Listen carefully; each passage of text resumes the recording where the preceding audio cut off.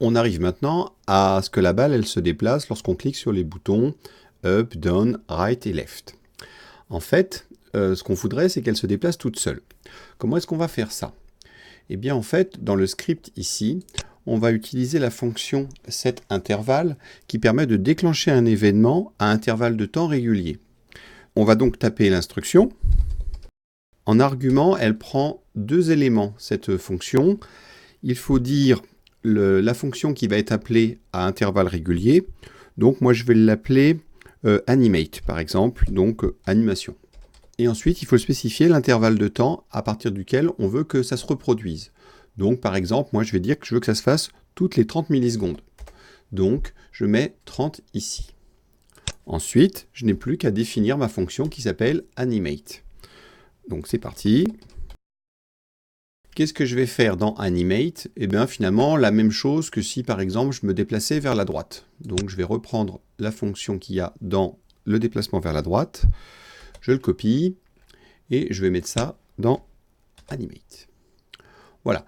Donc, en fait, lorsque mon script va se déclencher, le setIntervalleAnimate va être activé. Et donc, toutes les 30 millisecondes, on va appeler la fonction animate qui va déplacer la balle vers la droite.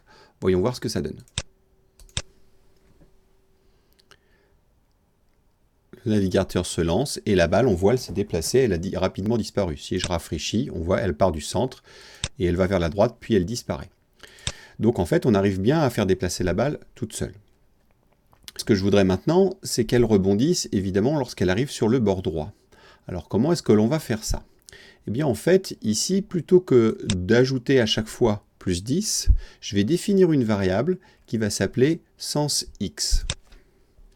Donc je vais la définir dans les variables globales, donc var sensX égale 3. Ensuite, quand je serai ici, au lieu de rajouter 10, je vais rajouter sensX.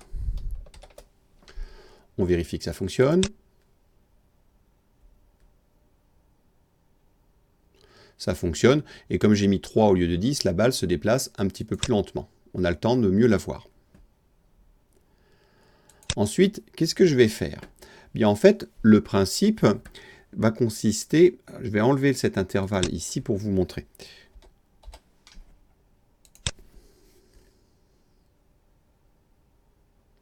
Le principe, c'est que la balle va se déplacer vers la droite ici, et lorsque elle va arriver sur le bord droit de la fenêtre, c'est-à-dire sur la largeur du canvas, eh bien, il va falloir simplement inverser le sens de x. Allons-y.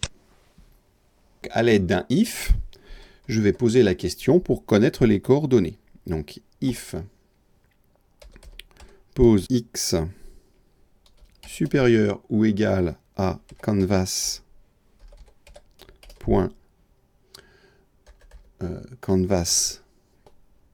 width. Donc, si ma position en x est supérieure à la largeur du canvas, je vais inverser le sens de x. Donc, je fais sens x égale moins 1 fois sens x. Le sens étant changé, la balle partira de l'autre côté. Je réactive le setIntervalle et je fais un essai. Et la balle, donc, a rebondi sur le bord. Là, évidemment, je n'ai pas géré le rebond sur le bord gauche, donc ça ne fonctionne pas. Alors, ce qu'on peut peut-être remarquer, et je vais le faire en diminuant la vitesse pour qu'on remarque quand est-ce qu'elle rebondit réellement. Je vais mettre juste le sens à 1. Donc, évidemment, la balle avance très lentement, ce qui va nous permettre d'observer ce qui se passe. Et on voit que le rebond n'a pas lieu au moment où elle touche, mais finalement, c'est quand le centre touche la largeur de la balle. Pourquoi ça fait ça? C'est tout simplement parce que on compare les coordonnées de la balle avec la largeur. Or, les coordonnées de la balle pointent le milieu. Donc, en fait, ce qu'il faut que je fasse, si je veux qu'elle rebondisse lorsque c'est une de ses extrémités qui touche le rebord du canvas, il faut que je rajoute le rayon. Donc, on va rajouter le diamètre de la balle divisé par 2, ce qui correspond au rayon. À ce moment-là, on va vérifier que ça fonctionne. Donc là, je vais remettre, je garde la vitesse de 1 et on va vérifier ce que ça donne. Donc la balle, elle avance. Et dès qu'elle touche le bord, elle rebondit. Donc nous avons réussi à faire ceci.